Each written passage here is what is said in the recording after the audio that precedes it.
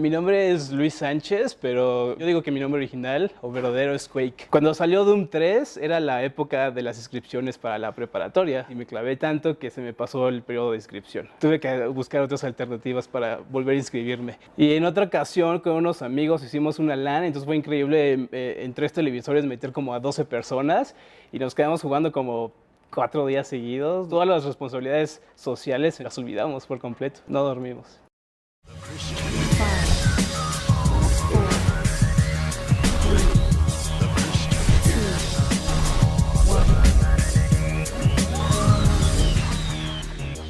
Es domingo y hay fútbol y también hay top 5.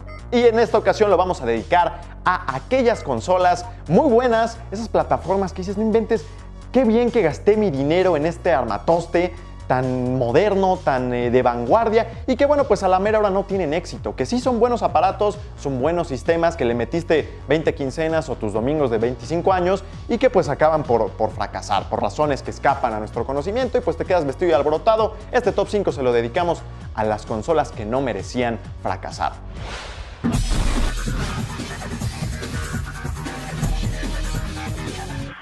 Arrancamos con el PlayStation Vita. ¿Qué pasó? Ahí está, ya arrancamos con la polémica para que se desgarren la vestidura y se enojen todo el domingo conmigo. Así es, el PlayStation Vita, esa consola portátil que compraste pues hace 3 años y que llegó con bombo y platillo, con pipa y guante, la salvación del universo móvil, de la consola portátil y demás.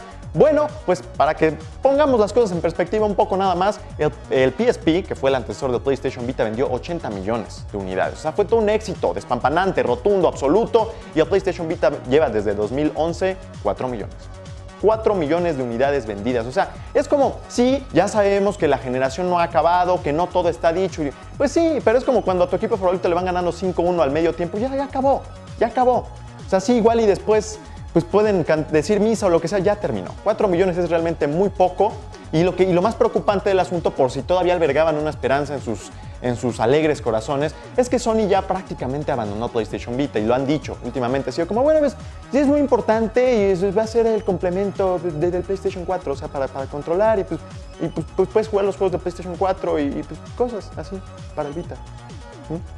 ¿Qué juegos ha habido para el PlayStation Vita buenos? Pues Tearaway. O sea, una larga lista como Tearaway, por supuesto, Tearaway y otros. Entonces también eso es preocupante, o sea, como que no ha habido muchos buenos juegos y que juegos buenos que vengan, pues tampoco, como que hay muchos.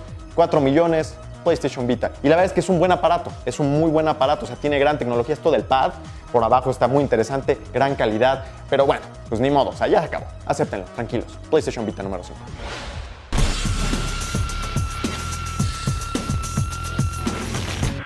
Vámonos ahora con Game Gear. Ahora sí vamos a dar el salto al museo de las consolas y los videojuegos. El Game Gear, una de las, bueno, pues creo que fue la primera consola portátil de Sega, por allá en los comienzos de la década de los 90. Muchos de ustedes todavía ni nacían. Y yo estaba chiquito, tenía como 6 años o 5. Entonces, bueno, pues también es una época inmemorial. El Game Gear, una gran plataforma portátil diseñada específicamente para pues, aprender de aquellas cosas que el Game Boy, que ya existía, no hacía tan bien. El Game Boy, que fue todo un éxito y vendió, sí, más de 100 millones de unidades, ¿no? O sea, entonces Game Gear, Sega quiso hacerle la competencia a Nintendo con el Game Gear. Dijo, pues, ¿qué no tiene el Game Boy que sí podamos meterle a nuestra consola portátil? Pues pantalla color, ¿no? Fue de las primeras consolas portátiles, creo que no fue la primera, pero de las primeras que tenían pantalla color. Y además, agárrense de ahí, de las manos, podías ver la televisión en el Game Gear. Podías ver la tele en el Game Gear. Digo, ahora incluso en mi celular no puedo ver la tele, imagínate. O sea, podías agarrar la señal de aire con un armatoste. Tenía como una docena de accesorios. Entonces, y tenía una forma un poco más ergonómica, porque la realidad es que el Game Boy pues como que no se puede agarrar muy bien, no es como que precisamente cómodo para las manos, tendrá cualquier cantidad de juegos y lo que quieras, pero... Y bueno, ese es otro asunto, que el Game Gear casi no tenía apoyo, como siempre suele ser el detalle, ¿no? No tenía soporte de estudios externos y los mejores juegos para Game Gear eran de Sega. Entonces estaba sola y abandonada y triste el Game Gear, y aparte costaba pues como $150 o costaba más que el Game Boy, que costaba como 89, entonces también era más cara, eso también le afectó. Y lo que terminó por romper al Game Gear fue que consumía 6 baterías AA.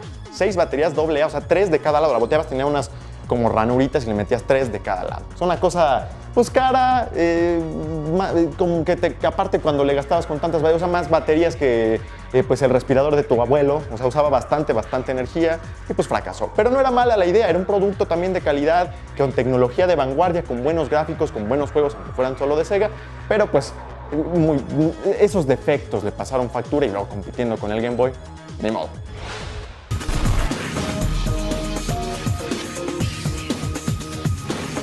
Regresamos al inicio de la década de los 90 con la Neo Geo, una consola que, para que ustedes tengan una idea, es como si ahorita saliera otra consola adicional al Xbox One y al PlayStation 4 y al Wii U y que tuviera gráficos como de la siguiente generación.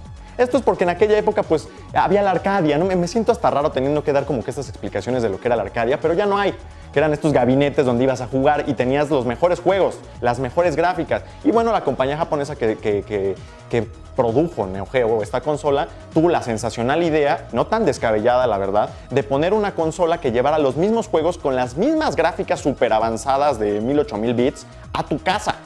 O sea, era una barbaridad, era una cosa de otra época y lo lograron. O sea, la Neo Geo era una consola que tenía gráficos de Urano. O sea, era otro universo, pero el costo era proporcional. Entonces, mientras que las demás consolas pues, costarían, no sé, $200 o lo que fuera, esta costaba $649 en aquellos días de los 90. Eso quiere decir, cuando lo traducimos a nuestra moneda actual, más de $1000 costaba la Neo Geo.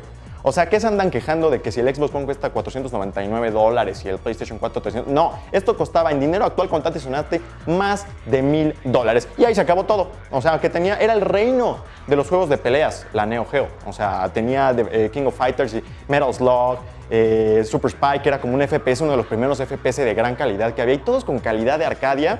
Pero a ese precio nada más no podía funcionar, era demasiado cara. Solo tu amigo, el niño rico de la escuela, el hijo del político es el que la tenía y nadie más, y pues vendió así como que tres nada más unidades y pues fracasó.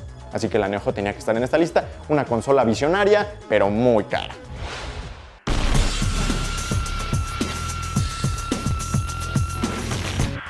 Y vámonos ahora con GameCube, esta consola que yo creo que algunos de ustedes ya conocen, ya es de la década pasada, ya, aunque sea ya estaban medio mocos, pero ya existían, pues, el GameCube de 2001, por ahí, una consola de Nintendo que muy buena también, con un gran control. El control del GameCube era realmente muy cómodo para mi gusto, con estos como hombritos súper ergonómicos, con estos dos como sticks. Y creo que incluso salió una versión de ese control que era inalámbrica, que para aquellos días no sé si había ya otros controles inalámbricos, pero fue de los primeros. Y tenía buenos juegos, que pues Metroid Prime, Resident Evil 4, Wind Waker, en fin, tenía varios, pero como pueden notar varios de ellos eran pues, de Nintendo. O sea, me la abandonaron a la GameCube, la dejaron por ahí. Fue la época en la que también Microsoft entró al negocio con el Xbox, y aunque pues no rompió el universo del Xbox, sí como que agitó las aguas del equilibrio de las consolas.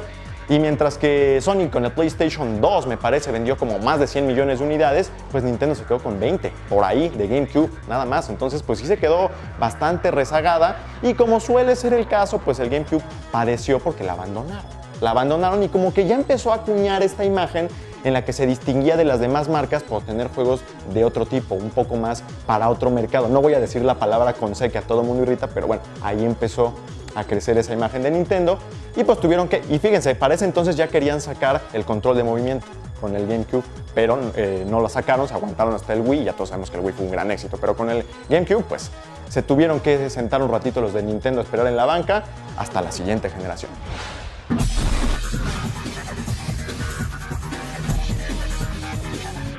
Y es así como llegamos al Dreamcast, nuestra consola la consola de mejor calidad que ha fracasado en la historia, así tal cual. Una consola de Sega que representó el aprendizaje de la compañía de todos los errores que había cometido antes, especialmente con la Sega Saturn, que fue pues un fracaso, que era difícil para desarrollar en ella, en fin, o sea, tenía varios problemas la Sega Saturn, y el Dreamcast fue el que apuntaló todo. El problema es que Sega ya tenía un montón de broncas de dinero. Esto fue también a comienzos de la década la consola salió en 1999 y para 2001 la descontinuaron. Entonces, tenía grandes... De entrada el diseño era como una computadora ya. Era una computadora de calidad. Toda la ven ahora, el Dreamcast, si llegan a ver fotos en internet o en el museo, se dan cuenta que era una consola muy bonita. Tenía un control con memoria, porque los juegos de ese entonces necesitaban memoria. O sea, un USB ahí sofisticado hecho para videojuegos.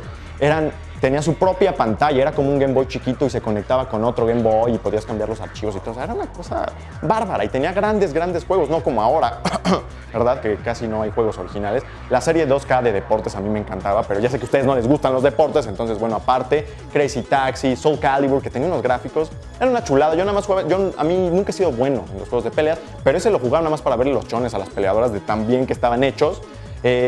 Ya les mencioné Crazy Taxi, bueno, Phantasy Star Online, que era de los primeros juegos en línea, porque para entonces no había consolas con conectividad y esta ya tenía. Entonces también eso era algo en lo que estaba innovando. En fin, grandes juegos, pero que pues Sega ya tenía broncas de lana y entonces cuando empezó esta competencia de precios que todavía vemos a la fecha en la que, bueno, yo lo rebajo tantito y tú lo rebajas un poco más y nos vamos dando, Sega ya no tenía dinero. Sega ya no tenía dinero para entrar en esa competencia y a pesar de que su consola era una genialidad, de gran calidad, pues fracasó. Y no nada más eso, sino que casi lleva a la quiebra a Sega y tuvieron que salirse del mercado del hardware por completo. Una lástima porque yo la tenía, me la compró mi abuela, le mando un beso. Ella no sabía, ¿verdad? Ni yo tampoco, y pues nada más un día me topé en la revista que ya la habían descontinuado, se la vendió un primo. Bueno, en fin, ahí termina. El Dreamcast es la consola de mayor calidad que ha fracasado en la historia reciente. Llegamos así al final de otro Top 5, espero les haya gustado, una clase de historia para muchos de ustedes, para otros no tanto, incluso yo creo que hubo algunos de ustedes que tuvieron pues algunas de estas consolas, ¿no? Y que albergamos con mucho cariño, porque incluso el hecho de que hayan fracasado pues hace que les tengamos un respeto, ¿no? Mayúsculo, porque le echaron muchas ganas, pero pues no alcanzó. Así que ni modo, esperemos que el Xbox One y el Wii U que ahorita andan batallando ahí, le echen más ganas para que pues no vengan a aparecer en un top 5 futuro de esto justamente. Yo soy Rodrigo Villanueva y los veo en el próximo Top 5.